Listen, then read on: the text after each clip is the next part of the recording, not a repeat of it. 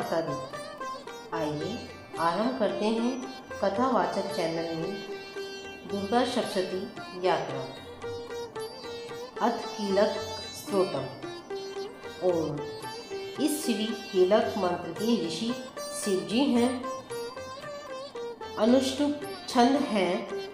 देवता श्री महासरस्वती हैं। श्री जगदम्बा जी की प्रसन्नता हेतु सप्तशती पाठ का जप इसमें विनियोग है। ओम। चंडिका देवी को नमस्कार है।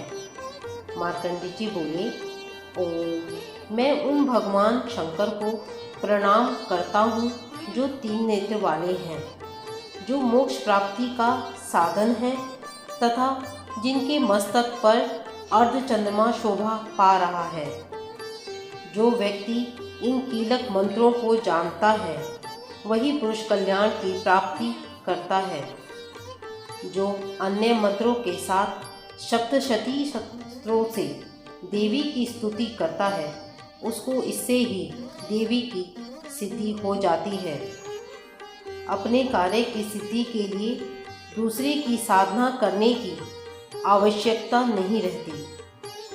बिना जप के ही उनके उच्चाटन आदि सब काम सिद्ध हो जाते हैं। लोगों के मन में शंका थी कि केवल सप्तशती की उपासना से अथवा सप्तशती को छोड़कर अन्य मंत्रों की उपासना से भी समान रूप से सब कार्य सिद्ध हो जाते हैं। क्या समस्त उच्चाटन नादिक इसी से सिद्ध हो जाते हैं? इस प्रकार की लोगों को शंका हुई। तब उस शंका के निवारण के लिए भगवान भोलेनाथ ने सब लोगों को बुलाकर आज्ञा की कि हाँ, यह सब सिद्धियां देने वाला शुभ स्रोत है। इसके पश्चात भगवान शंकर ने चंडिका के सप्तशती नामक स्रोत की गुप्त कर दिया। इस स्रोत के पाठ द्वारा प्राप्त होने वाला पुण्य कभी समाप्त नहीं होता, अतः वह साधक भी सभी प्रकार का क्षेम प्राप्त कर लेता है। इसमें कोई संशय नहीं। कृष्ण पक्ष की चतुर्दशी या अष्टमी के दिन एकाग्र होकर भगवती की सेवा में अपना सब कुछ समर्पित कर देता है और फिर उसे प्रसाद रूप से ग्रहण करता है, उस पर भगवती की प्रसन्न होती है, अन्यथा नहीं। इस प्रकार सिद्धि के प्रतिबंधक रूप कीलक के द्वारा महादेव ने इसे कीलित कर रखा है।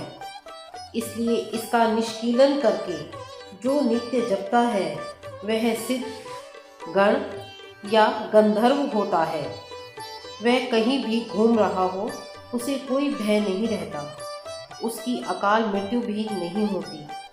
मृत्यु होने पर उसे मोक्ष की प्राप्ति होती है।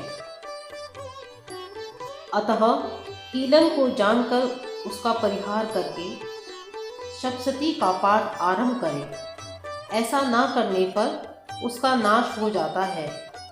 कीलक और निष्कीलन का ज्ञान प्राप्त करने पर ही यह स्त्रोत निर्दोष होता है और विद्वान पुरुष इस निर्दोष स्तोत्र का ही पाठ आरंभ करते हैं।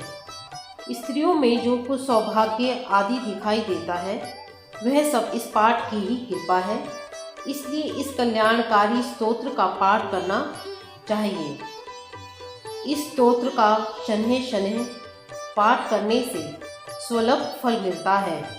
इसलिए उच्च स्वर से ही इसका पाठ करना चाहिए।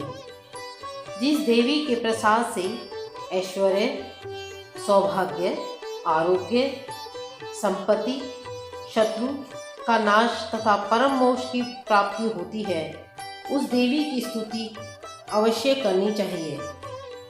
कीलक स्तोत्र संपूर्ण। पहला अध्याय।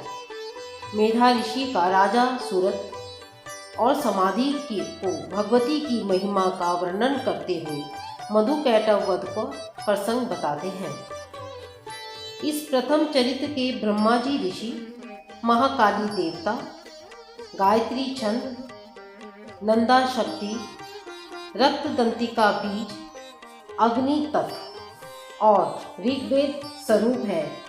श्री महाकाली की तिथि के लिए प्रथम चरित्र के विनियोग किया जाता है।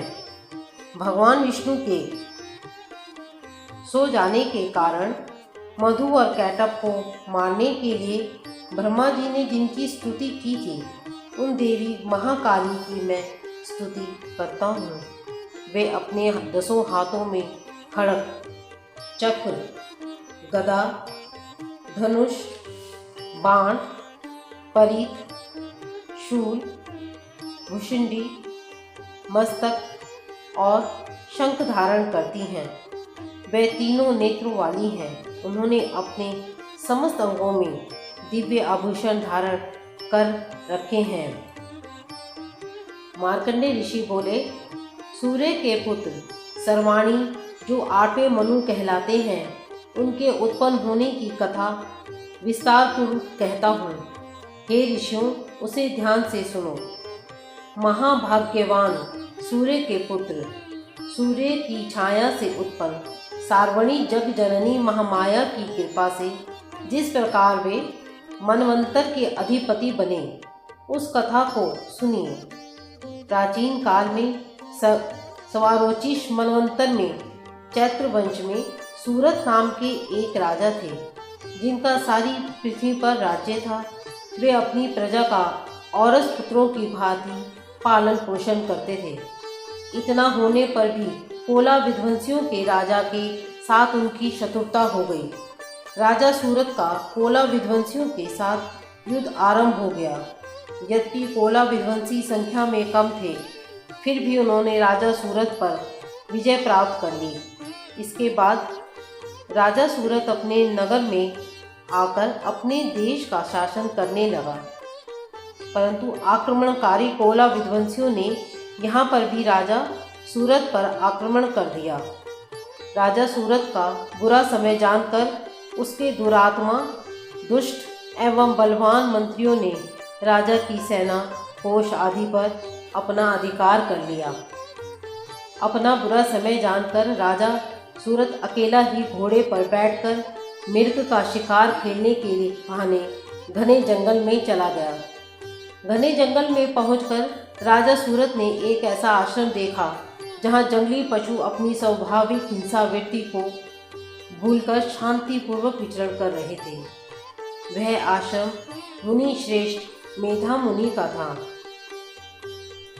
उनके शिष्य आश्रम की शोभा बढ़ा रहे थे।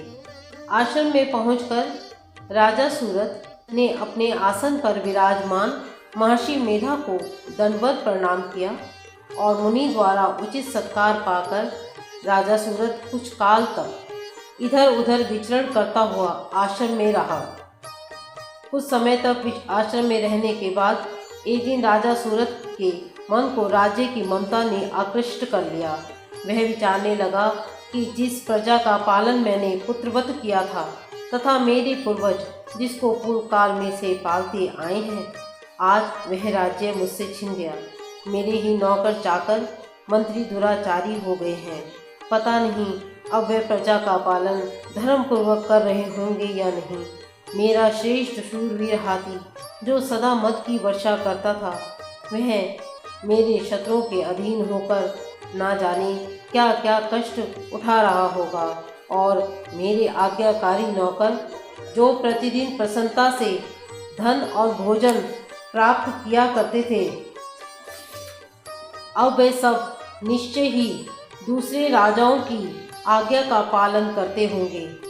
मेरे कठिन परिश्रम से संग्रहित कोष को अब वे फिजूल खर्च करके खाली कर डालेंगे। क्या वास्तव में मेरे द्वारा संचित खजाना सचमुच नष्ट हो जाएगा? इस प्रकार की और भी बातें राजा के मन को चिंतित करने लगीं। इस प्रकार सोचते सोचते एक दिन महर्षि मेधा के आश्रम के पास राजा सूरत ने एक वैश्य को देखा।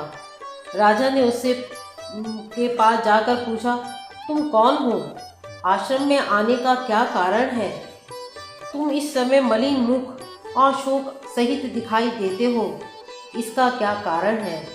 राजा सूरत के इस प्रकार से सहृदयतापूर्ण बातें सुनकर वैश्य ने अत्यंत नम्रता से उत्तर दिया। वैश्य बोला, मैं वैश्य जाति का धनवान कुल में जन्म लेना वाला समाधि नाम का व्यक्ति हूँ। धन के लोभ में पड़कर मेरे पुत्र व स्त्री ने मुझे घर से निकाल दिया है। इस समय मैं स्त्री, पुत्र एवं धन से विहीन हूँ। अब मैं स्वजनों से रहित दुखी होकर इस घने वन में घूम रहा हूँ। अब मुझे अपने स्वजनों के कुशल या अकुशलता का कोई पता नहीं है। मेरे स्वजनों का मेरे पीछे क्या हाल होगा, इसकी मुझे चिंता लग रही है। मेरे पीछे उन्हें किसी प्रकार का कष्ट तो नहीं होगा। पता नहीं मेरे पुत्र पत्नी किस अवस्था में रह रहे होंगे। वे सदाचारी जीवन बिता रहे होंगे या दुराचारी बन गए होंगे। राजा बोला, तेरे पुत्रों, स्त्री तथा बंधु बांधवों ने लोभवश तेरा धन संपत्ति सब कुछ छीन लिया है, फिर भी तुम्हारा चित्त उनसे क्यों प्रेम करता है? वैश्य ने उत्तर दिया, आपका कहना ठीक है, किंतु क्या करूं, मेरा मन निष्ठुर नहीं हो पाता। उन्होंने धन के लोभ में पड़कर मेरे पिता का स्नेह, पति का प्रेम तथा आत्मीय जन के स्नेह को तिलांजलि देकर मुझे घर से निकाल दिया। हे राजन, मेरा चित्त फिर भी उन्हीं में क्यों आसक्त हो रहा है, यह जानते हुए भी अनजान हो रहा हूँ। उनके लिए मैं अभी भी लंबी लंबी सांसें ले रहा हूँ और मेरा हृदय अत्यंत दुखित हो रहा है। क्या करूँ, मेरा मन उनके प्रति निष्ठुर नहीं हो पा रहा है। मार्कंडेय ऋषि बोले, हे ब्राह्मण, इसके पश्चात महाराज सूरत और वे वैश्य दोनों महर्षि मेधा के पास गए। समाधि नाम के वैश्य और राजा सूरत महर्षि के साथ तथा योग्य न्यायिक अनुकूल विनयपूर्ण बर्ताव करके बैठे। तत्पश्चात वैश्य और राजा ने उनके साथ वार्तालाप आरंभ किया। राजा बोला, भगवान, मैं आपसे एक बात पूछना चाहता हूँ, उसे बताइए। मेरा मन मेरे वश में नहीं है। यह बात मेरे मन को आंदोलित कर रही है। मेरा राज्य मेरे हाथों से निकल गया है, फिर भी मेरी ममता राज्य के बारे में बनी हुई है, यह जानते हुए भी कि वह राज्य अब मेरा नहीं है। अज्ञानी की भांति मुझे इसके लिए दुख होता है। यह क्या है? इधर इस वैश्य को भी पुत्र, स्त्री, संबंधियों ने अपमानित करके घर से निकाल दिया है। यद्यपि इसे संबंधियों ने त्याग भी दिया, फिर भी इसका मन उनमें ही रमा रहता है। इस प्रकार यह और मैं दोनों ही अत्यंत दुखित हैं। हे महाभाग, उन लोगों के अवगुणों को देखकर भी हम दोनों के मन में उनके लिए ममता जनित आकर्षण पैदा हो रहा है। हमें इसका ज्ञान रहते हुए भी ऐसा क्यों है? अज्ञानी मनुष्यों की तरह हम दोनों में यह मूढ़ता क्यों है? महर्षि ऋषि बोले, विषय मार्ग का ज्ञान सब जीवों को है। इसी प्रकार विषय भी सबके लिए अलग अलग हैं। कुछ प्राणी दिन में नहीं देखते और कुछ प्राणी रात में नहीं देखते हैं। कुछ प्राणी ऐसे भी हैं जो दिन और रात में बराबर देखते हैं। यह सच है कि मनुष्य समझदार होते हैं, किंतु केवल वे ही ऐसे नहीं होते। पशु, पक्षी, मृग आदि भी ज्ञान रखते हैं। जैसे ये पशु पक्षी ज्ञानी हैं, वैसे ही मनुष्यों का ज्ञान है। जिस प्रकार का ज्ञान मनुष्यों में है, वैसा ही इन पशु पक्षी मृग आदि में है। इसके अतिरिक्त दोनों में कई बातों में समानता है। ज्ञान के होने पर भी इन पक्षियों को देखो, ये अपने बच्चों की चोंचों में दाने डाल करते हैं। यदि स्वयं भूख से पीड़ित भी हों, तो भी बच्चों का मुंह उनसे यह कार्य कराता है। हे भद्र पुरुषों, क्या इन पुरुषों को नहीं देखते जो प्रत्युपकार के लोभ के कारण पुत्रों की प्राप्ति की कामना करते हैं, लोभ के वशीभूत होकर उनका पालन पोषण करते हैं। लोभ यह है कि हमारी वृद्धावस्था में पुत्र हमारा पालन पोषण करेंगे। क्या तुम ऐसा रोज नहीं देखते? पुत्र पौत्र उनका भरण पोषण ना भी करें, फिर भी माता पिता तो अपने बच्चों का पालन पोषण करते ही हैं। विश्व में महामाया के प्रभाव से, ममता रूपी भंवर से युक्त होकर मोह के भंवर में डाल दिए गए हैं। इसमें विस्मय करने की आवश्यकता नहीं है, क्योंकि यह सब भगवान विष्णु की योग निद्रा है। महामाया ने सारे विश्व को मोहित कर रखा है। वही देवी योग माया ज्ञानियों के चित्त में भी बलपूर्वक खींचकर मोह में डाल देती है। उसी महामाया के द्वारा ये चराचर जगत उत्पन्न होता है। देवी महामाया प्रसन्न होकर अपने भक्तों को वरदान देती है, जिससे मुक्ति प्राप्त होती है। वही मुक्ति की परम हेतु है। वही सनातनी ब्रह्म ज्ञान स्वरूप विद्या है। यह देवी ही संसारी बंधनों का कारण है तथा वही सर्वेश्वर की ईश्वरी है। राजा बोले, हे महात्मा, आप जिसको महामाया कहते हैं वह कौन सी देवी है? हे ब्राह्मण श्रेष्ठ, यह देवी किस प्रकार उत्पन्न हुई, उसका क्या कार्य है, उसका स्वभाव स्वरूप आदि के विषय में जानना चाहता हूँ। हे ब्रह्म ज्ञानियों में श्रेष्ठ, आप मुझे सभी वृत्तांत सुनाइए। ऋषि बोले, हे राजन, वह देवी तो नित्य स्वरूपा है। उसके द्वारा यह संसार रचा गया है, फिर भी उसकी उत्पत्ति अनेक प्रकार से होती है। वह सब मैं आपको बताता हूँ। देवताओं का कार्य सिद्ध करने के लिए प्रकट होती है। उस समय अजन्मा होते हुए भी उत्पन्न हुई कहलाती है। संसार को जलमय करके जब भगवान विष्णु योग निद्रा को आश्रय लेते हैं, शेष सैया पर सो रहे थे, तब मधु कैटव नाम के दो प्रसिद्ध राक्षस उनके कानों के मैल से प्रकट हुए और ब्रह्मा जी को मारने दौड़े। प्रजापति ब्रह्मा जी विष्णु की नाभि कमल में जा चुके। ब्रह्मा जी ने भगवान विष्णु को सोया हुआ देखकर हृदय को एकाग्र करके इसी योग निद्रा की स्तुति की। यह स्तुति भगवान विष्णु को जगाने हेतु की गई थी। उसी समय भगवान के नेत्रों में योग निद्रा देवी ने निवास कर रखा था। योग निद्रा देवी भगवान विष्णु की अतुल तेज वाली अनुपम शक्ति है। ब्रह्मा जी बोले, हे महामाया, तुम ही स्वाहा हो, देवताओं का पोषण करने वाला मंत्र। तुम ही स्वधा हो, पितृश्वरों का पोषण करने वाला मंत्र। तुम ही वष्टकार स्वर हो, इंद्र को हिस्सा पहुँचाने वाला मंत्र। हे देवी, तुम ही अमृत हो, नित्य ओंकार स्वरूप अक्षर ब्रह्म में अ, उ, म इन तीनों मात्राओं में तुम ही स्थित हो तथा इन तीन मात्राओं के अतिरिक्त नित्य आदि मात्रा व्यंजन जिसका उच्चारण विशेष रूप से नहीं हो सकता, वह भी तुम ही हो। हे देवी, तुम ही संध्या हो, तुम ही सावित्री हो, और हे देवी, तुम ही संसार की जननी अर्थात संसार की रचना करने वाली माता हो। जगत का पालन भी तुम ही करती हो, अंत में इसका संहार भी तुम ही करती हो। हे मातेश्वरी, सृष्टि को रचते हुए तुम सृष्टि रूपा हो, पालते समय तुम स्थिति रूपा हो, कल्पांत में जब इस संसार का प्रलय करती हो तो स्मृति रूपा भी तुम ही हो।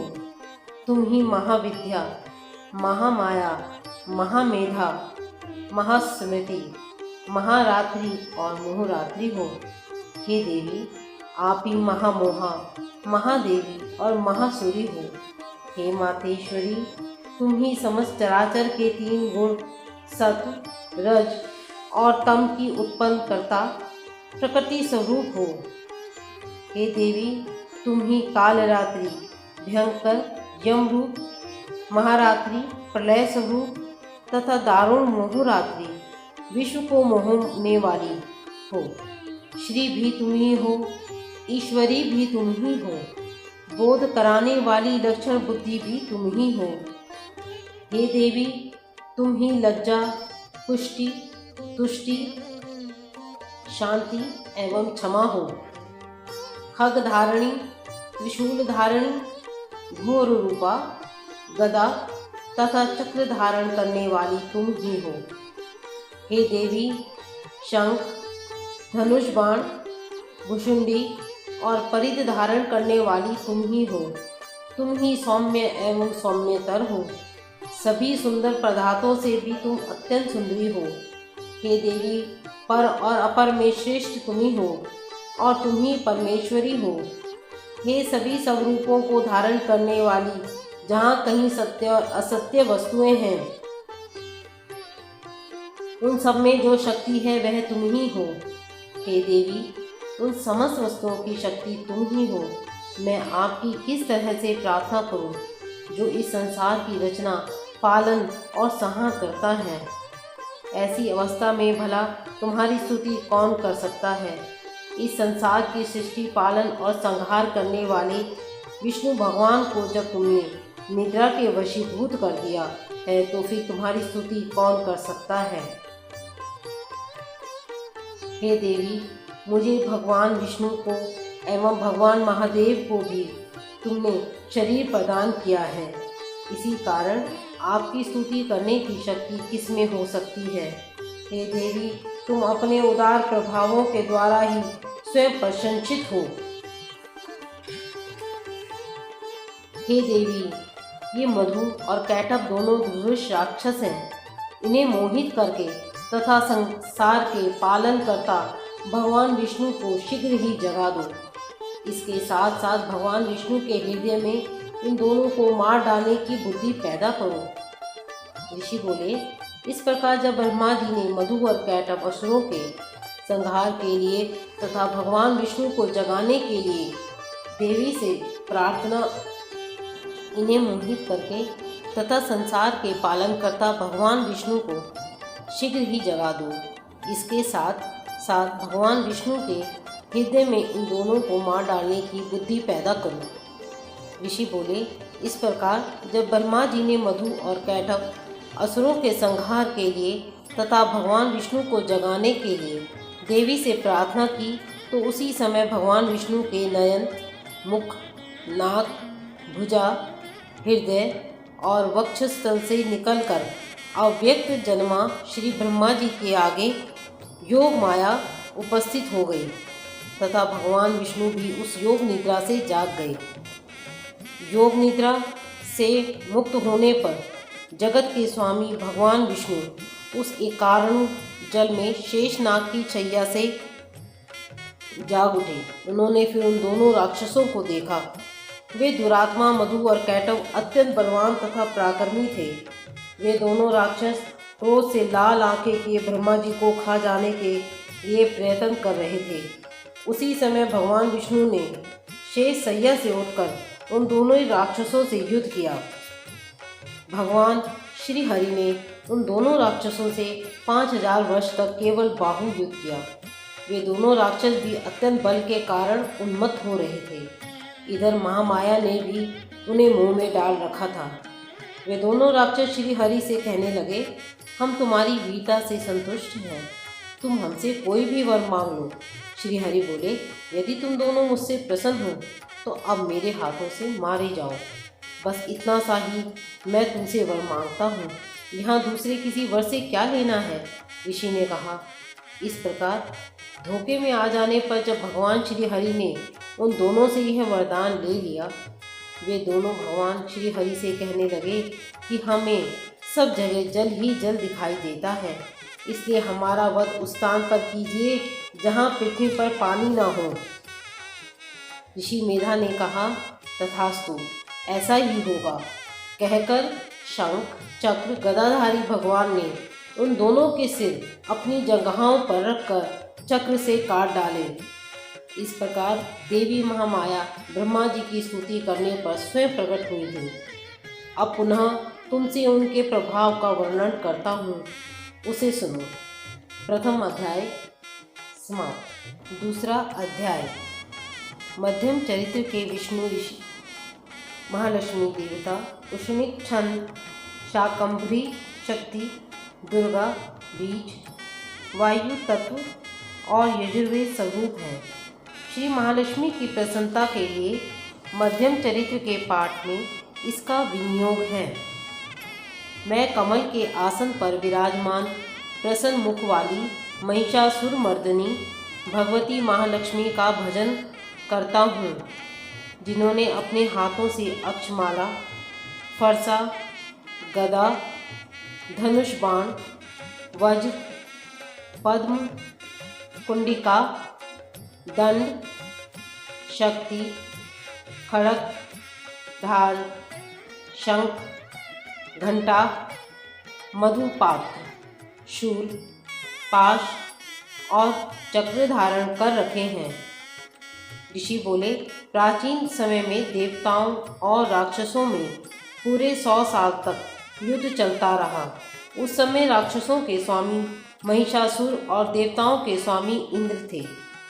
इस युद्ध में देवताओं की सेना महाबली राक्षसों से पराजित हो गई। समस्त देवताओं पर विजय प्राप्त कर महिषासुर इंद्र बन बैठा। पराजित होने पर देवता ब्रह्मा जी को आगे करके भगवान विष्णु और शंकर की शरण में गए। उन्होंने उनको अपनी पराजय तथा महिषासुर के बल प्रताप का विवरण सुनाया। महिषासुर ने सूर्य, इंद्र, अग्नि, वायु, चंद्रमा, यम, वरुण तथा अन्य देवताओं के सभी अधिकार छीन लिए हैं। वह स्वयं ही सबका अधिपति बन गया है। उसने सभी देवताओं को स्वर्ग से निष्कासित कर दिया है। महिषासुर महान दुरात्मा है। सभी देवता पृथ्वी पर मनुष्यों की भांति विचरते हैं। राक्षसों की यह सारी करतूत हमने आपसे कह सुनाई है। अब हम देवता आपकी शरण में आए हैं, उसके वध का आप कोई उपाय कीजिए। इस प्रकार देवताओं की दीनवाणी सुनकर भगवान विष्णु और भगवान शिव अत्यधिक क्रोधित हुए।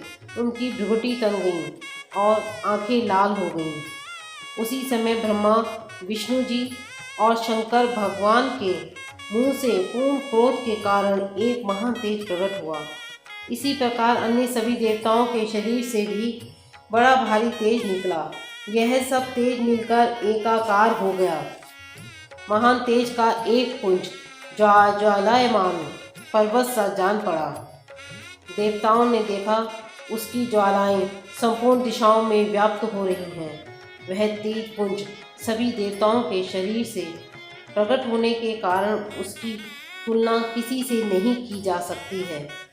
एकत्र होने पर वह पुंज एक नारी के रूप में परिणित हो गया और उसके प्रकाश से तीनों लोक भर गए। भगवान शंकर के तेज से उस देवी का मुख प्रकट हुआ। यमराज के तेज से देवी के बल प्रकट हुए तथा विष्णु के भगवान के तेज से देवी की भुजाएं प्रकट हुई। चंद्रमा से देवी के दोनों स्तन, इंद्र के तेज से उसका कटी प्रदेश, वरुण के तेज से जंघा एवं उरुस्थल, पृथ्वी के तेज से नितंबों का निर्माण हुआ। ब्रह्मा के तेज से दोनों चरणों का, सूर्य के तेज से चरणों की उंगलियों का, वसुओं के तेज से हाथों की उंगलियों का, कुबेर के तेज से नासिका का, प्रजापति के तेज से दांतों का, अग्नि के तेज से 3 नेत्रों का निर्माण हुआ। संध्याओं के तेज से दोनों बाहों का, वायु के तेज से दोनों कानों का निर्माण हुआ। इसी प्रकार दूसरे देवताओं के तेज से कल्याणकारी देवी का प्रादुर्भाव हुआ। तब समस्त देवताओं के तेज पुंज से प्रकट हुई देवी को देखकर महिषासुर से पीड़ित सभी देवताओं की प्रसन्नता का ठिकाना ना रहा। शिवजी ने अपने त्रिशूलों में से देवी को एक त्रिशूल दिया। भगवान कृष्ण ने अपने चक्र में से एक चक्र उसे प्रदान किया। वरुण ने शंख, अग्नि ने शक्ति, पवन ने धनुष और बाणों से भरा तरकश देवी को प्रदान किया। इंद्र ने अपने वज्र में से वज्र और ऐरावत हाथी से उतार कर 1 घंटा देवी को प्रदान किया। यमराज ने काल दंड से दंड, वरुण ने पाश, प्रजापति ने स्फटिक की माला तथा ब्रह्मा जी ने कमंडल प्रदान किया। सूर्य भगवान ने देवी के समस्त रोमकूपों में अपनी किरणों का तेज भर दिया। काल ने उन्हें चमकती हुई ढाल और तलवार प्रदान की। क्षीर सागर ने उन्हें उज्ज्वल हार तथा कभी जीर्ण न होने वाले 2 दिव्य वस्त्र भेंट किए। साथ ही उन्हें दिव्य चूड़ामणि, कानों के लिए 2 दिव्य कुंडल तथा कड़े प्रदान किए तथा उन्होंने उन्हें उज्ज्वल अर्धचंद्र, बाहों के लिए बाजूबंद, चरणों के लिए नुपुर, गले के लिए सुंदर हंसली प्रदान की। उन्होंने देवी की उंगलियों के लिए रतन जड़ित अंगूठियाँ प्रदान की। विश्वकर्मा ने उन्हें फरसा प्रदान किया। इसके साथ ही उन्होंने कई प्रकार के अस्त्र और अभेद्य कवच भी प्रदान किए और इसके अतिरिक्त कभी ना कुम्हलाने वाले सुंदर कमलों की मालाएं भेंट की। समुद्र ने उन्हें सुंदर कमल के पुष्प भेंट किए एवं हिमालय की सवारी के लिए सिंह और तरह तरह के रत्न भेंट किए गए। यक्षराज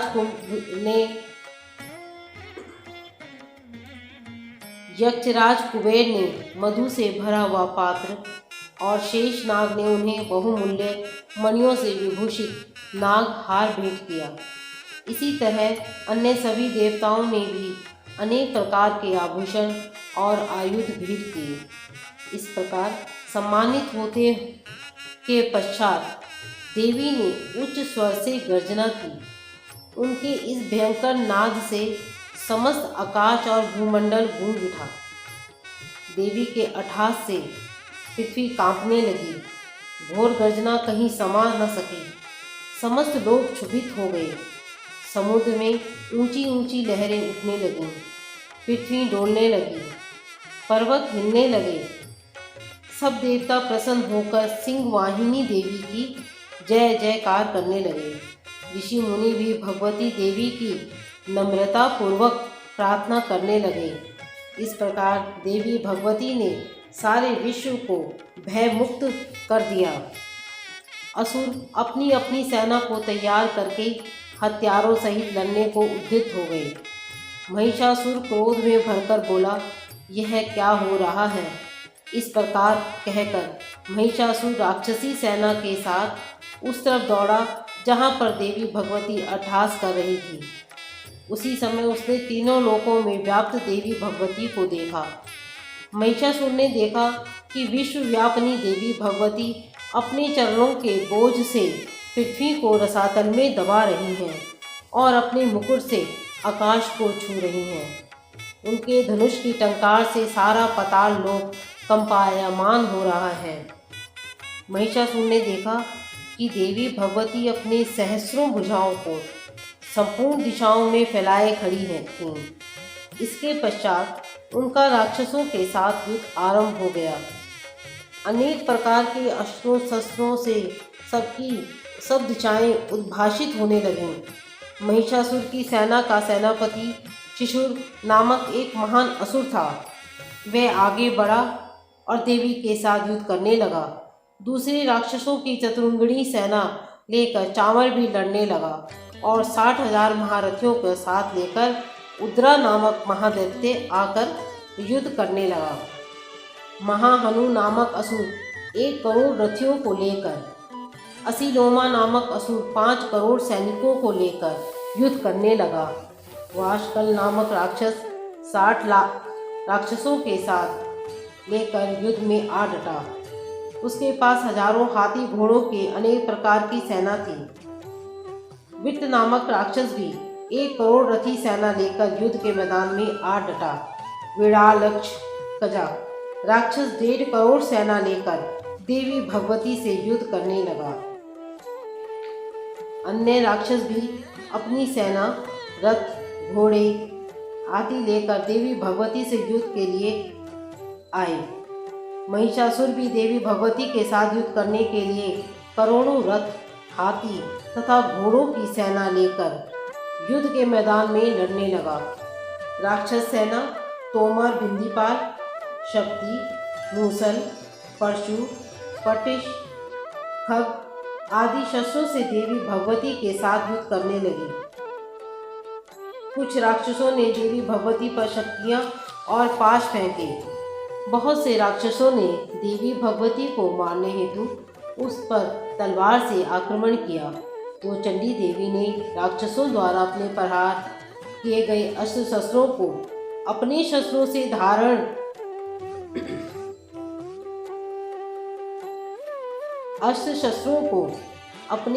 से साधारण से बच्चों के खेल के समान नष्ट कर डाला। इस प्रकार से चंडी देवी के तेज को देखकर देवता और ऋषियों ने उनकी स्तुति की। चंडिका देवी देवताओं और ऋषियों से उत्साहित होकर अपने अस्त्रों शस्त्रों से राक्षसों को निशाना बनाने लगी। उनका वाहन सिंह भी क्रोध में भरकर गर्दन के बालों को हिलाने लगा। देवी भगवती चंडिका देवी का शेर राक्षसों की सेना में इस प्रकार घूमने लगा मानो वन में वनों की आग फैल रही हो। क्रोधित देवी युद्ध के मैदान में नथुने फुलाकर श्वास छोड़ने लगी। उनकी प्रत्येक श्वास से सैकड़ों हजारों गण पैदा हो गए। उन गणों ने खग, भिंदीपाल, परशु, पटिश आदि शस्त्रों से युद्ध करना शुरू कर दिया। देवी भगवती से शक्ति पाकर वे गण राक्षसों का नाश करने लगे तथा कुछ गण नगाड़े, शंख आदि बजाने लगे। इस युद्ध रूपी महोत्सव में कुछ गण मृदंग बजाने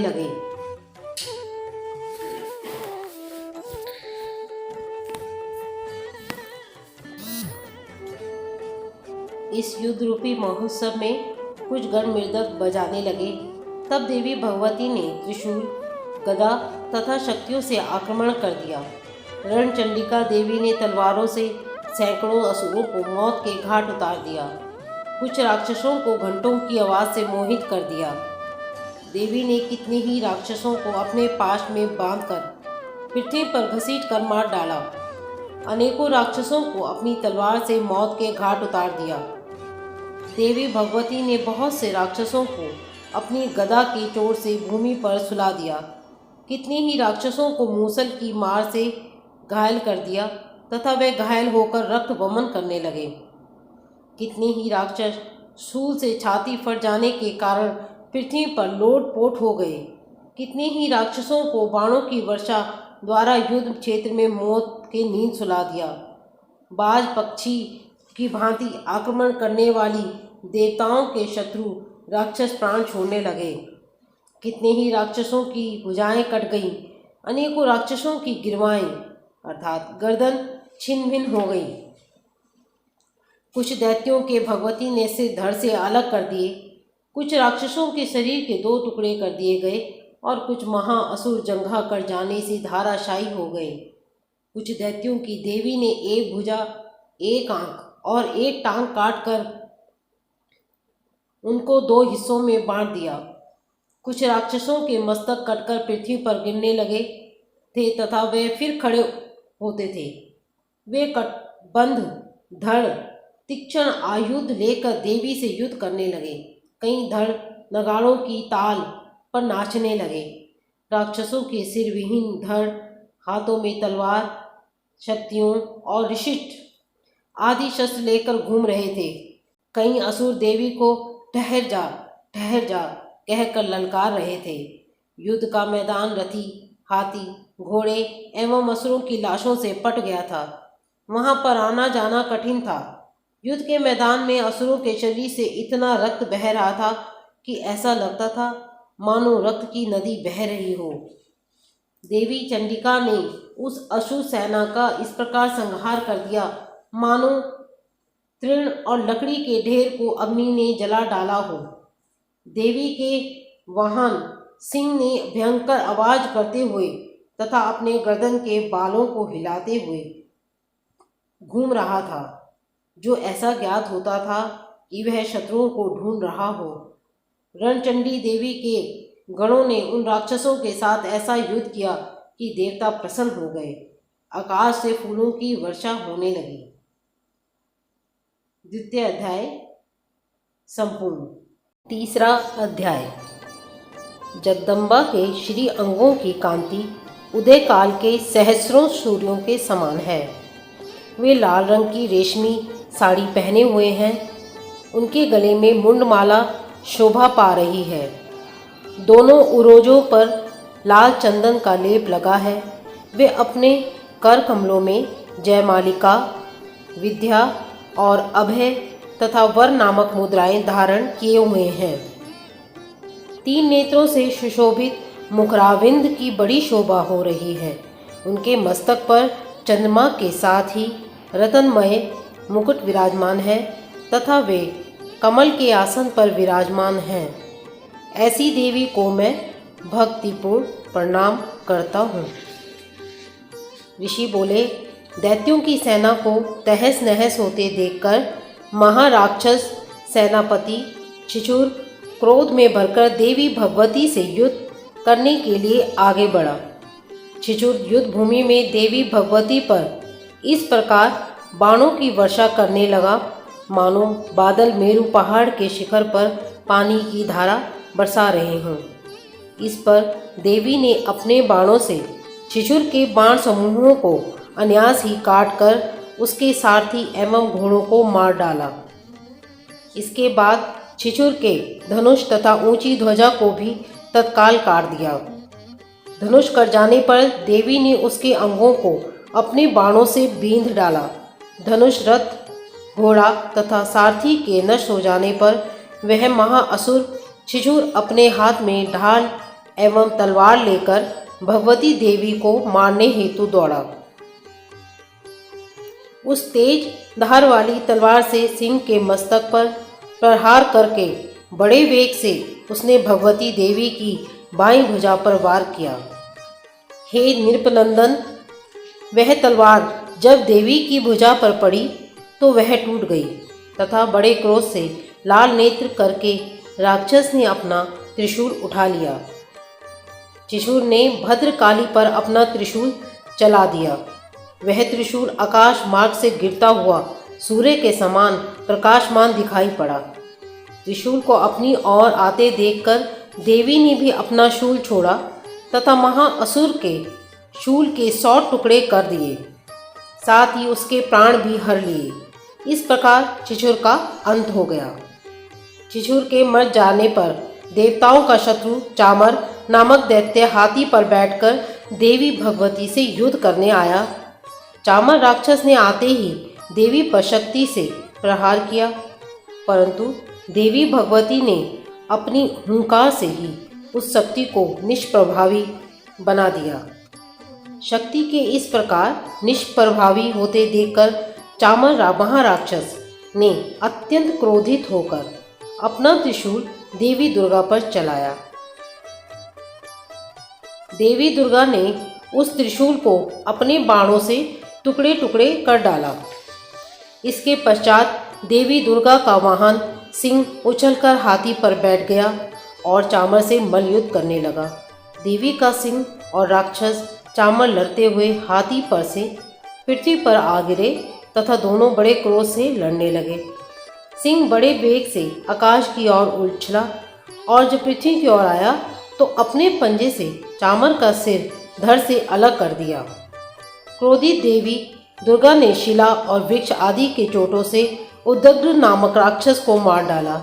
उसके बाद कराल नामक राक्षस को दांतों, मुक्कों और थप्पड़ों से मार गिराया। क्रोध से भरकर देवी दुर्गा ने गदा के प्रहार से उद्धत राक्षस को मार डाला। इसके बाद वाष्पल को भिंदी पाल से यमलोक पहुंचा दिया। बाणों से ताम्र और अंधक को मौत के घाट उतार दिया। 3 नेत्रों वाली देवी दुर्गा ने उग्रास्य, उग्रवीर्य, महाहनु नाम के दैत्यों को त्रिशूल से मार गिराया। तलवार से बिडाल नामक राक्षस का सिर धड़ से अलग कर दिया।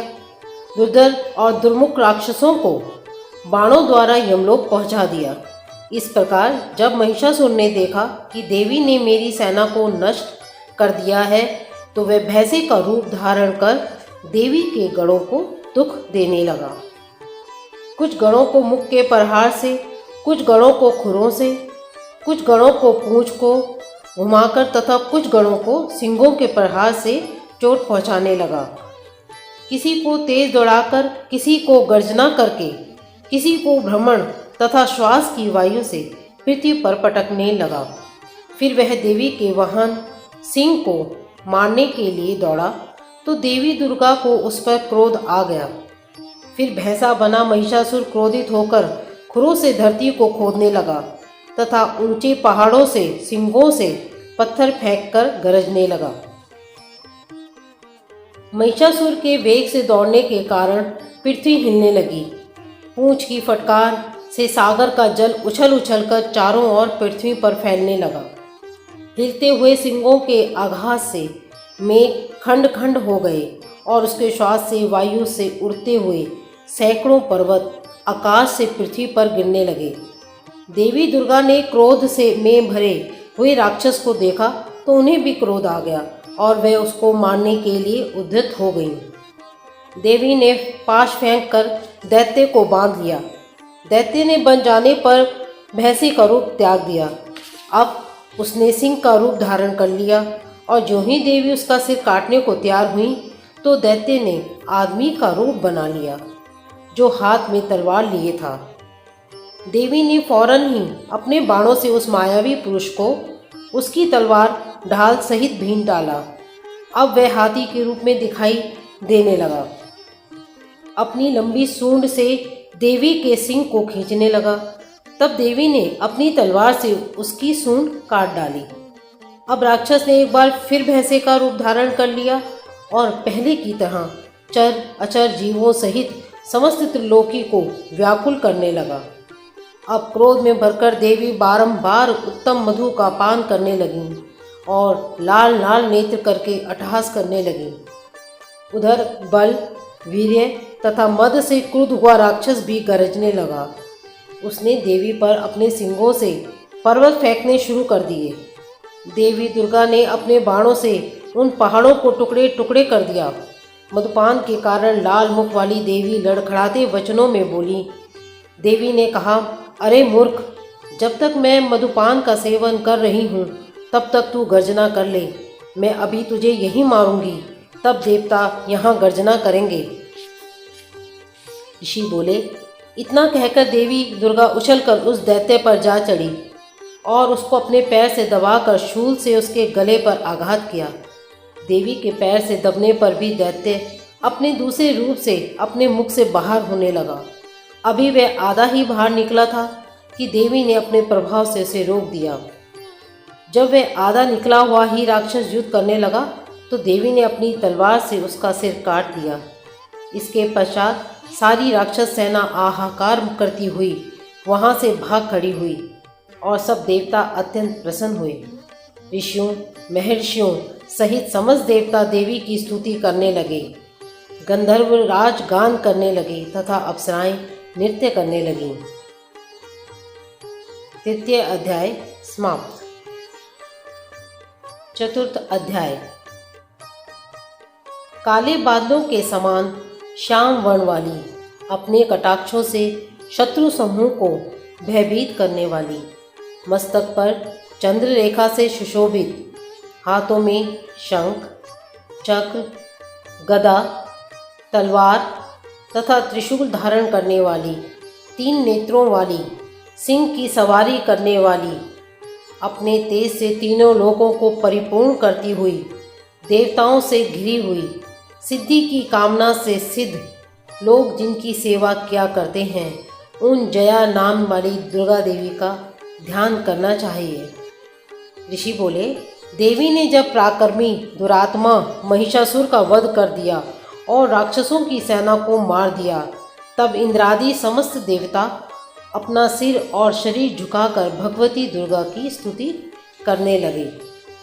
जिस देवी ने अपनी शक्ति से यह जगत व्याप्त किया है और जो समस्त देवताओं तथा महर्षियों की पूजनीय है, उस अंबिका को हम भक्तिपूर्वक नमस्कार करते हैं। वे हम सबका कल्याण करे। जिस अतुल बल और प्रभाव का वर्णन भगवान विष्णु, शंकर और ब्रह्मा जी भी नहीं कर सके, वही चंडिका देवी इस संपूर्ण जगत का पालन करें और अशुभ भय का विनाश करें। पुण्यात्माओं के घरों में आप स्वयं लक्ष्मी का रूप हो और पापियों के घर में तुम अलक्ष्मी रूप हो और सतकुल में जन्म लेने वालों के लिए तुम लज्जा रूप होकर उनके घरों में निवास करती हो, हम उस दुर्गा भगवती को नमस्कार करते हैं। हे देवी, इस जगत का पालन करो। हे मातेश्वरी, अपने इस अचिंत्य रूप का असुरों का संहार करने वाली शक्ति तथा युद्ध में असुरों के साथ अपने अनेक प्रकार के चरित्रों को हम किस भांति वर्णन कर सकते हैं, अर्थात आपकी महिमा का वर्णन शब्दों से बाहर है। आप संपूर्ण जगत की उत्पत्ति में कारण हैं। आप में सत्व गुण, रजोगुण और तमोगुण ये तीनों उपस्थित हैं, तो भी दोषों के साथ आपका संसर्ग नहीं जान पड़ता। भगवान विष्णु और महादेव आदि देवता भी आपका पार नहीं पाते हैं। आप ही सबकी आश्रय हैं। यह समस्त जगत आपका अंशभूत है, क्योंकि आप सबकी आदिभूत अव्याकृता परा प्रकृति हैं। हे देवी, संपूर्ण युगों में जिसके उच्चारण से सब देवता तृप्ति लाभ करते हैं, वह स्वहा आप ही हैं। इसके अतिरिक्त आप पितरों की भी तृप्ति का कारण हैं, इसलिए सब लोग आपको स्वधा भी कहते हैं। हे देवी, वह विद्या जो मोक्ष को देने वाली है, जो अचिंत्य महाज्ञान स्वरूपा है, मोक्ष की इच्छा रखने वाले मुनिजन जिसका अभ्यास करते हैं, वह तुम ही हो। हे देवी, तुम वाणी रूप हो, दोष रहित हो, ऋग्वेद तथा यजुर्वेद की एवं उद्गीत और सुंदर पाठों के पाठ वाले सामवेद की आश्रय रूप हो। तुम भगवती दुर्गा हो। इस संसार की उत्पत्ति एवं पालन के लिए तुम वार्ता के रूप में प्रकट हुई हो, और तुम संपूर्ण विश्व की पीड़ा हरने वाली हो। हे देवी, जिससे समस्त शास्त्रों को जाना जाता है, वह मेधा शक्ति तुम ही हो, और दुर्गम भव सागर से पार करने वाली नौका भी तुम ही हो।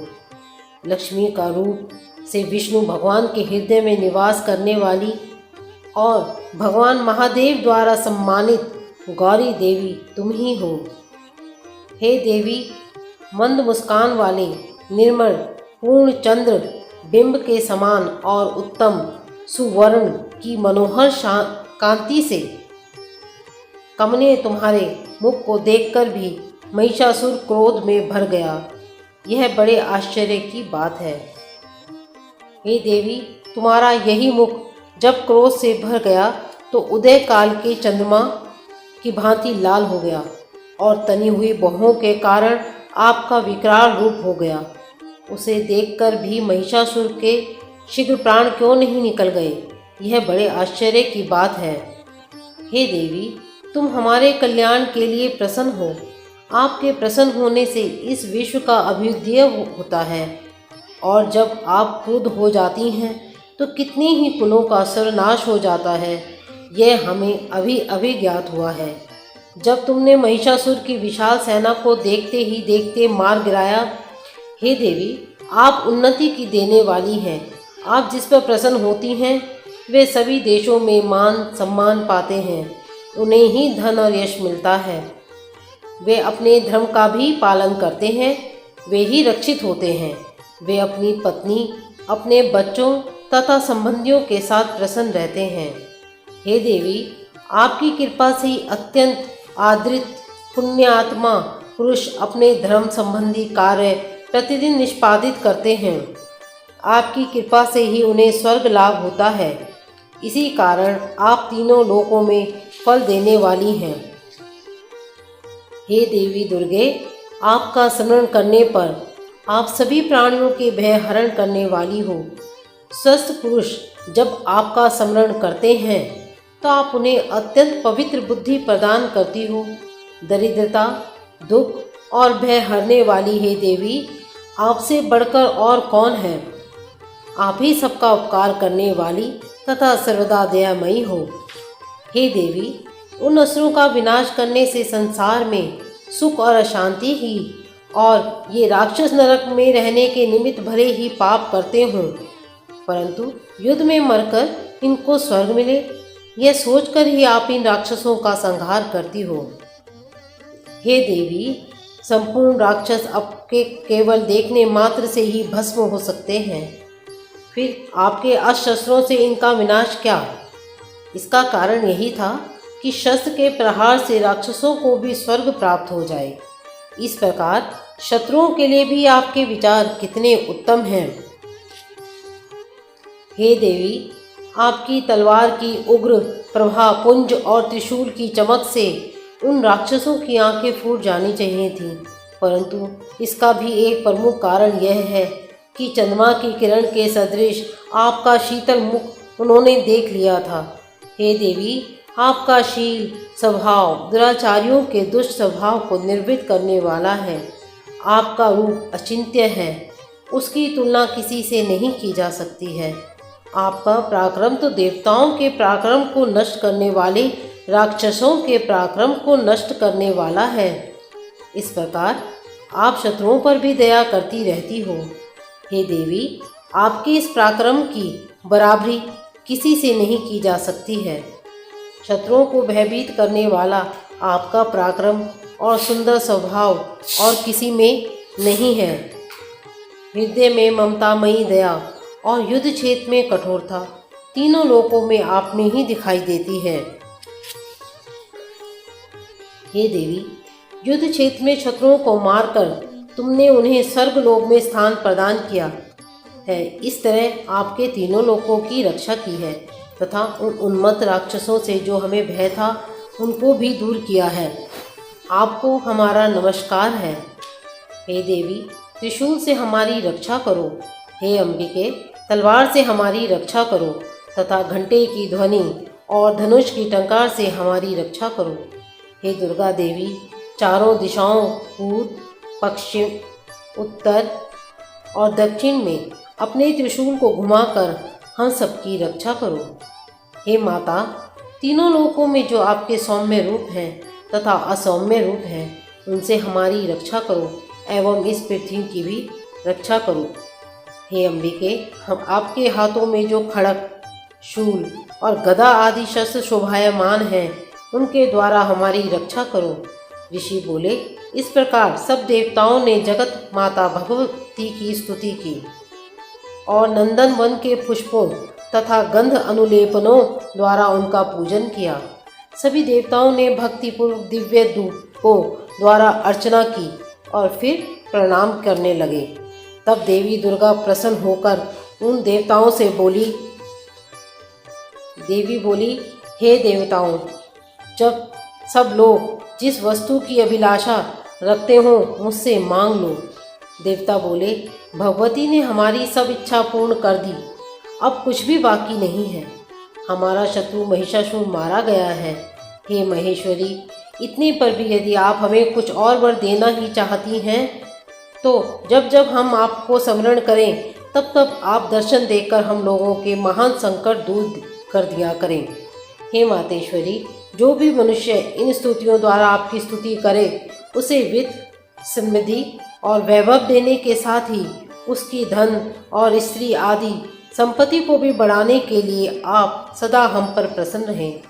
ऋषि बोले, हे राजन, देवताओं ने जब संसार के लिए तथा अपने लिए इस भांति प्रश्न किया तो देवी तथास्तु कह के अंतर्धान हो गईं। हे राजा, जिस प्रकार तीनों लोकों का हित चाहने वाली वह भगवती देवी देवताओं के शरीर से उत्पन्न हुई थी, वह सारा वृत्तांत मैंने तुमसे कह दिया। इसके पश्चात दुष्ट असुरों तथा शुम्भ निशुम्भ का वध करने के लिए तथा जगत की रक्षा के लिए और देवताओं की रक्षा करने के लिए देवी उत्पन्न हुई। वह सब कथा मैं तुम्हें सुनाता हूँ, इसलिए तुम ध्यान से सुनो। चतुर्थ अध्याय समाप्त। पांचवा अध्याय। इस उत्तम चरित्र के रुद्र ऋषि हैं, महासरस्वती देवता हैं, अनुष्टुप छंद है, भीमा शक्ति है, भ्रामरी बीज है, सूर्य तत्व है, सामदेव स्वरूप है। महासरस्वती की प्रीति के लिए उत्तम चरित्र के पाठ में यह विनियोग है। जिनके हाथ में घंटा, शूल, हल, शंख, मूसल, चक्र, धनुष, बाण शोभित हैं, जिनकी कांति शरद ऋतु के चंद्रमा के समान है, जो गौरी देह से उत्पन्न हुई हैं, तीनों जगत का आधार रूप, शुंभ आदि राक्षसों का विनाश करने वाली उन महासरस्वती देवी की मैं स्तुति करता हूँ। ऋषि बोले, प्राचीन काल में शुंभ निशुंभ नामक दोनों राक्षसों ने बल के मद में भरकर इंद्र का त्रिलोकी का राज्य और यज्ञों का भाग छीन लिया। तत्पश्चात उन्हीं दोनों ने सूर्य, चंद्रमा, कुबेर, यम और वरुण के अधिकार भी छीन लिए। उन दोनों ने वायु और अग्नि के अधिकार भी छीनकर देवताओं को उनके राज्यों से निकाल दिया। इस प्रकार देवतागण दोनों राक्षसों से पराजित होकर तथा स्वर्ग से निष्कासित हो जाने पर अपराजिता देवी भगवती का स्मरण करने लगे। वे विचार करने लगे कि भगवती देवी ने हमें पहले वरदान दिया था कि देवताओं पर आपत्ति आने पर मैं तुम्हारा स्मरण करने पर समस्त आपत्तियों को समूल नाश कर दूंगी। ऐसा सोचकर समस्त देवता इंद्र के साथ पर्वतों में श्रेष्ठ हिमालय पर्वत पर विष्णु की माया देवी की स्तुति करने के लिए गए और प्रार्थना करने लगे। देवता बोले, देवी और महादेवी को हम नमस्कार करते हैं, शिव को नमस्कार करते हैं, प्रगति एवं भद्रा को प्रणाम करते हैं, हम नियमपूर्वक जगदम्बा को नमस्कार करते हैं, रौद्रा को प्रणाम है, नित्या गौरी एवं धात्री को बारंबार नमस्कार है, ज्योत्स्नामयी चंद्र रूपिणी एवं सुख स्वरूपा देवी भगवती को सतत प्रणाम है, शरणागतों का कल्याण करने वाली एवं सिद्धि रूपा देवी को हम बार बार नमस्कार करते हैं, राक्षसों की लक्ष्मी, राजाओं की लक्ष्मी तथा सर्वाणी शिव पत्नी को हम नमस्कार करते हैं, दुर्गा देवी को, दुर्ग स्थलों को पार करने वाली दुर्ग पारा को, सारा सर्व कारिणी ख्याति कृष्णा और धूम्र देवी को सदैव नमस्कार है। अत्यंत सौम्य तथा अत्यंत रौद्र रूपा को हम नमस्कार करते हैं, उन्हें हमारा बार बार प्रणाम है। जगत की आधारभूत कीर्ति देवी को बार बार नमस्कार है। जिस देवी को प्राणी मात्र विष्णु माया कहते हैं उसको नमस्कार है, उनको नमस्कार है, उनको नमस्कार है।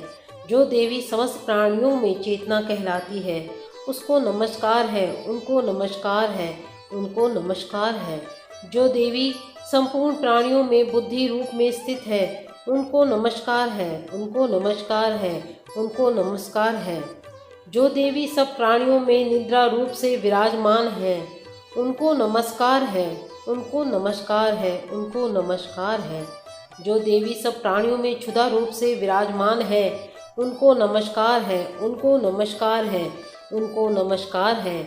जो देवी संपूर्ण प्राणियों में छाया रूप से स्थित है उसको नमस्कार है, उनको नमस्कार है, उनको नमस्कार है। जो देवी सब प्राणियों में शक्ति रूप से स्थित है उनको नमस्कार है, उनको नमस्कार है, उनको नमस्कार है। जो देवी संपूर्ण प्राणियों में तृष्णा रूप से स्थित है उसको नमस्कार है, उनको नमस्कार है, उनको नमस्कार है। जो देवी सब प्राणियों में क्षमा रूप से स्थित हैं उसको नमस्कार है, उनको नमस्कार है, उनको नमस्कार है। जो देवी सब प्राणियों में जाति रूप से स्थित है उसको नमस्कार है, उनको नमस्कार है, उनको नमस्कार है। जो देवी सब प्राणियों में लज्जा रूप से स्थित है उसको नमस्कार है, उनको नमस्कार है, उनको नमस्कार है। जो देवी प्राणियों में शांति रूप से स्थित हैं उसको नमस्कार है, उनको नमस्कार है, उनको नमस्कार है। जो देवी सब प्राणियों में श्रद्धा रूप से स्थित है उसको नमस्कार है, उनको नमस्कार है, उनको नमस्कार है। जो देवी सब प्राणियों में कांति रूप से स्थित हैं उसको नमस्कार है, उनको नमस्कार है, उनको नमस्कार है। जो देवी सब प्राणियों में लक्ष्मी रूप से स्थित हैं उसको नमस्कार है, उनको नमस्कार है, उनको नमस्कार है। जो देवी समस्त प्राणियों में वृद्धि रूप से स्थित है उसको नमस्कार है, उनको नमस्कार है, उनको नमस्कार है। जो देवी समस्त जीवों में स्मृति रूप से विराजमान है उसको नमस्कार है, उनको नमस्कार है, उनको बारंबार नमस्कार है। जो देवी समस्त जीवों में दया रूप से स्थित है उसको नमस्कार है, उनको नमस्कार है, उनको बार बार नमस्कार है। जो देवी समस्त प्राणियों में तुष्टि रूप विशेष स्थित है उसको नमस्कार है, उनको नमस्कार है, उनको बार बार नमस्कार है। जो देवी समस्त जीवों में मात्र रूप से स्थित है, उसको नमस्कार है, उनको नमस्कार है, उनको बार बार नमस्कार है। जो देवी सब जीवों में भ्रांति रूप से स्थित है, उनको नमस्कार है, उनको नमस्कार है, उनको बार बार नमस्कार है। जो देवी सभी प्राणियों की इंद्रियों की अधिशास्त्री हैं, उसी प्रकार सब में व्याप्त है, उस देवी को बार बार नमस्कार है। जो देवी चैतन्य रूप से इस संपूर्ण संसार को व्याप्त करके स्थित है, उसको नमस्कार है, उसको नमस्कार है, उसको बार बार नमस्कार है। पूर्व काल में देवताओं ने अपना अभिष्ट फल पाने के लिए जिस भगवती की स्तुति की है और देवराज इंद्र ने बहुत दिनों तक जिसका सेवन किया है, वह कल्याण की साधना भूता ईश्वरी हमारा कल्याण और मंगल करे तथा सारी विपत्तियों को नष्ट कर डाले। राक्षसों द्वारा पीड़ित हम सब देवता उस परमेश्वरी को इस समय प्रणाम करते हैं तथा जो भक्ति पूर्वक स्मरण करने पर तुरंत ही सब विपत्तियों को नष्ट करने की क्षमता रखती हैं, वह जगदम्बा इस समय हमारा मंगल करे तथा हमारी सब विपत्तियों को दूर करे। महर्षि मेधा बोले, हे राजन, इस प्रकार जब देवता देवी की स्तुति कर रहे थे तो उसी समय देवी पार्वती गंगा में स्नान करने के लिए आईं। उस समय सुंदर बाहों वाली पार्वती जी ने देवताओं से कहा कि आप लोग इस समय किसकी स्तुति कर रहे हैं। तब उनके शरीर कोश से प्रकट होकर शिवा बोली, हे देवता, शुंभ दैत्य द्वारा निष्कासित एवं संग्राम में निशुंभ दैत्य से पराजित हुए सब मिलकर मेरी स्तुति कर रहे हैं। पार्वती जी के शरीर कोश से उसी समय अंबिका देवी प्रकट हुई, जो समस्त लोकों में कौशिकी नाम से प्रसिद्ध हुई। जिस समय पार्वती जी के शरीर कोश से अंबिका देवी प्रकट हुई, उस समय से पार्वती जी का शरीर काले रंग का हो गया और तब से उनका नाम कालिका पड़ गया और वे हिमालय पर निवास करने चली गईं। फिर शुंभ और निशुंभ के दूत चंडमुंड वहाँ आए। उन्होंने परम मनोहर वाली अंबिका देवी को देखा। चंडमुंड शुंभ निशुंभ के पास जाकर बोले, हे महाराज, एक सुंदर स्त्री हिमालय को प्रकाशित कर रही है। हे असुरेश्वर, हमने उस जैसी परम सुंदर स्त्री को अब तक कहीं नहीं देखा, इसलिए यह मालूम करना चाहिए कि वह कौन है और किसकी है। वह स्त्री सब स्त्रियों में रतन है। वह अपनी कांति से दसों दिशाओं को प्रकाशित कर रही है। आप चलकर उसको देख सकते हैं। हे स्वामी, तीनों लोकों में हाथी, घोड़े और मणि इत्यादि जितने रतन हैं, वह सब इस समय आपके घर में शोभायमान हैं। हाथियों में हाथी ऐरावत हाथी और उच्चैः शर्वा नामक घोड़ा और पारिजात नामक वृक्ष आप इंद्र से प्राप्त कर चुके हैं। हंस ही रतन जड़ित ब्रह्मा जी का अद्भुत विमान भी आपके आंगन की शोभा बढ़ा रहा है। महापद्य नामक निधि आपने कुबेर से ले ली है। समुद्र ने आपको किंजलिकनी नाम की माला प्रदान की है, जिसके कमल कभी मुरझाते नहीं हैं। सोने की वर्षा करने वाला वरुण का छत्र भी आपके पास है। रथों में श्रेष्ठ प्रजापति का रथ भी आपके ही पास है। हे असुरराज, मृत्यु से उत्क्रांतिता नामक शक्ति भी आपकी ने छीन ली है तथा वरुण का पाश भी आपके भाई निशुंभ के पास ही है। आपके भाई निशुंभ ने समुद्र में उत्पन्न होने वाले समस्त प्रकार के रत्न अपने अधिकार में कर लिए हैं और ऐसे दो वस्त्र भी अग्निदेव ने आपको दिए हैं जो अग्नि में नहीं जल सकते। हे दैत्यराज, इस प्रकार सारी रतन रूपी वस्तुएं आप संग्रह कर चुके हैं, तो फिर आप इस कल्याणमयी स्त्रियों में रतन रूप अनुपम स्त्री को क्यों नहीं ग्रहण करते।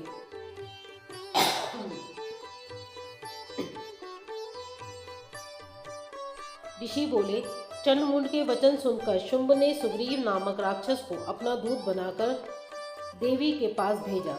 सुग्रीव से शुंभ ने कहा कि तुम मेरी ओर से उससे इस प्रकार कहना और ऐसा उपाय करना जिससे वह प्रसन्न होकर शीघ्र यहाँ आने को सहमत हो जाए। यह सुनकर वह दूत पर्वत के उस स्थान पर पहुँचा जो कि अत्यंत सुंदर था। वहीं पर वह बैठी हुई थी। वहां जाकर दूत सुग्रीव ने मधुर वाणी में देवी से कहा। दूत ने कहा, हे देवी, दैत्यों के राजा शुंभ ने जो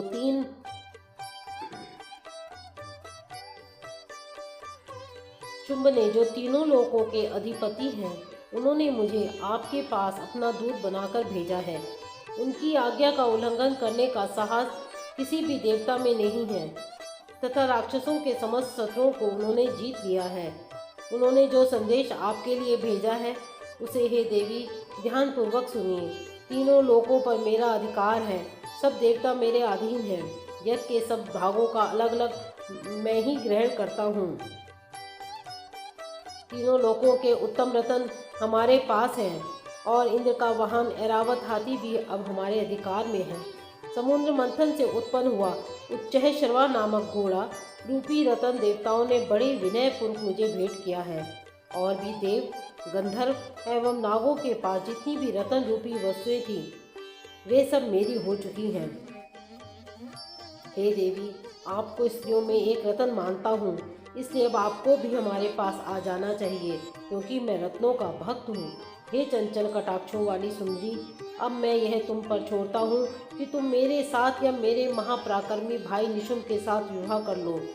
यदि तुम मुझे वरोगी तो तुम्हें अतुल महान ऐश्वर्य की प्राप्ति होगी, अतः अपनी बुद्धि से सोचकर मुझे वर के रूप में चुन लो। महर्षि मेधा ने कहा।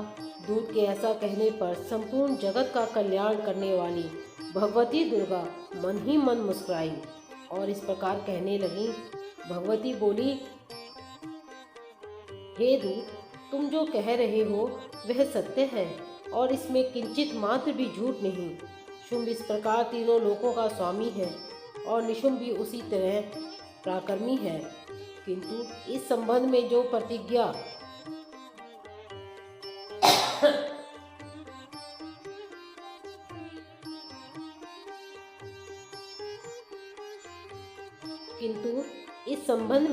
मैं जो प्रतिज्ञा कर चुकी हूँ उसे मैं कैसे मिथ्या कर सकती हूँ। अतः अल्प बुद्धि के कारण मैंने जो प्रतिज्ञा की है उसे तू सुन। जो मुझे युद्ध में हरा देगा और मेरे अभिमान को खंडित करेगा तथा बल में मेरे समान होगा वही मेरा पति होगा।